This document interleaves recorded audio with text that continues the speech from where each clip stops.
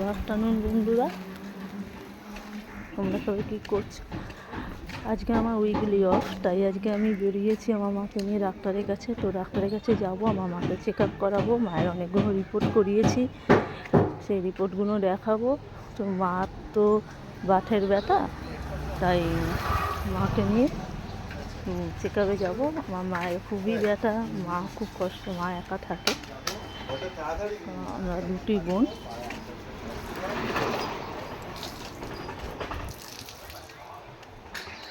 আমাদের দুটি বোনেরই বিয়ে হয়ে গেছে। আমার বোনের শ্বশুরবাড়িটা অনেকটাই দূর, আর আমি আমার মায়ের কাছাকাছিই থাকি। আমার বাড়িটা একটু কাছেই, মায়ের বাড়ি থেকে জাস্ট 3-4 মিনিটের রাস্তা। তাই আমার মাকে আমি দেখতে আসি, কারণ আমার মা আমার কাছে থাকলে আমার দেখতে সুবিধা হয়। মার কোনো অসুবিধা হলে আমি দৌড়ে আসতে পারি। আমার মাকে নিয়ে আজকে যাবো ডাক্তারের কাছে। তোমরা সবাই প্রার্থনা করো আমার মা যেন খুব তাড়াতাড়ি সুস্থ হয়ে যায়, খুব তাড়াতাড়ি আগের মতো হাঁটাচলা করতে পারে। আমার মা একটা সময় আমার মা ছিল সুইমিং টিচার।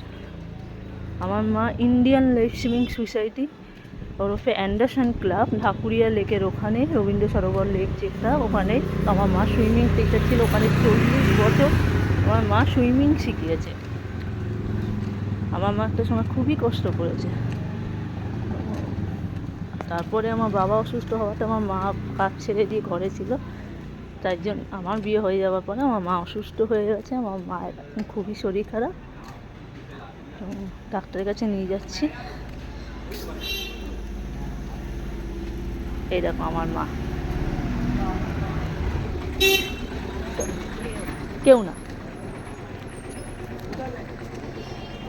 তো আমার